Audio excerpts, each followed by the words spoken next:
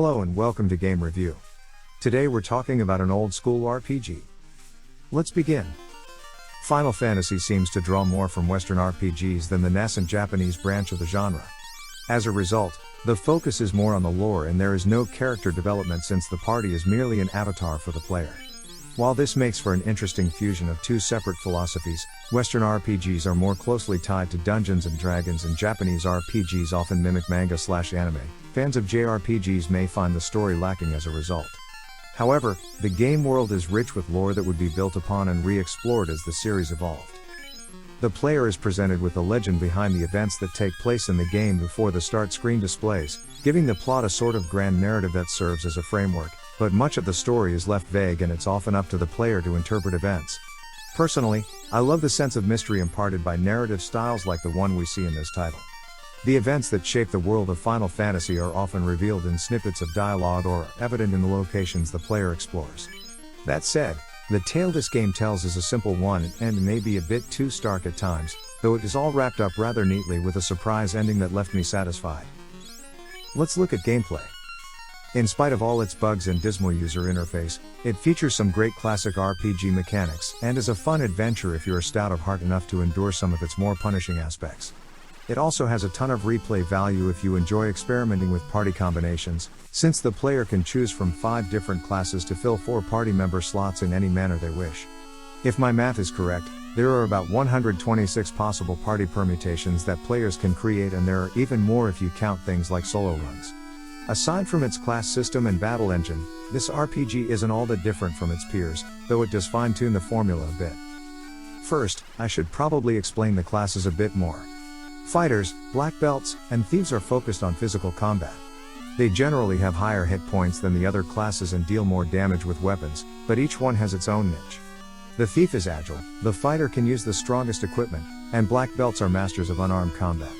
The rest of the classes, black mage, white mage, and red mage, are all magic users with lower physical stats than the more combat-oriented classes.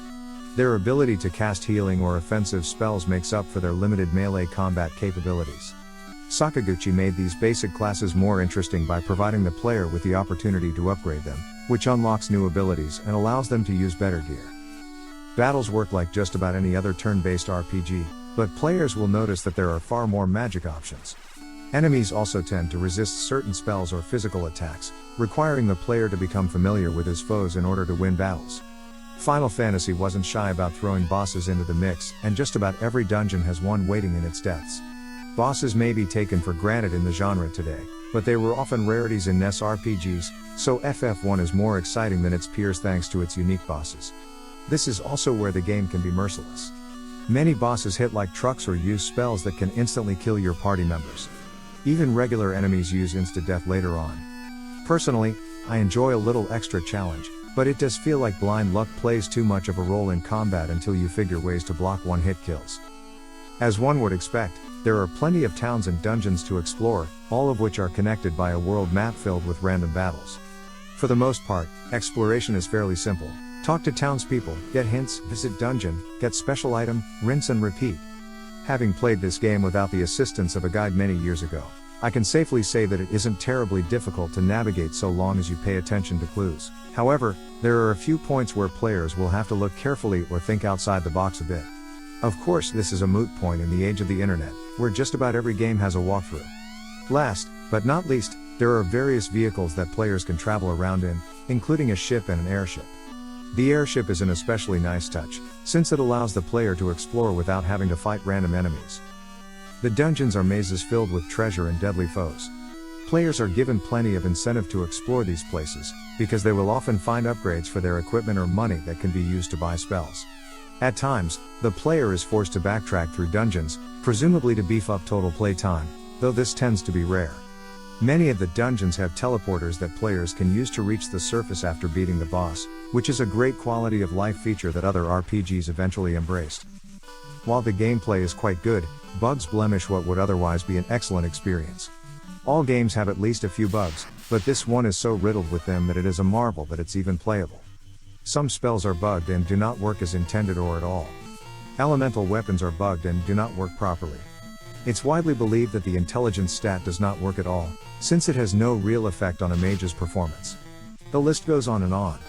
Oddly, most of the bugs are rather innocuous, and I didn't even notice them until years later. Still, players who buy the lock spell are wasting their time and money since it doesn't work and you're not going to do extra damage to frost giants with a flame sword. So these bugs can definitely mislead players into doing things that are not at all to their benefit. Finally, I should also mention that this game can be a grind. Weapons, armor, and spells cost a lot of money and some parties can be insanely expensive to outfit. In conclusion, Final Fantasy is a good choice for dedicated fans of the series and classic RPG lovers. Well, there you have it.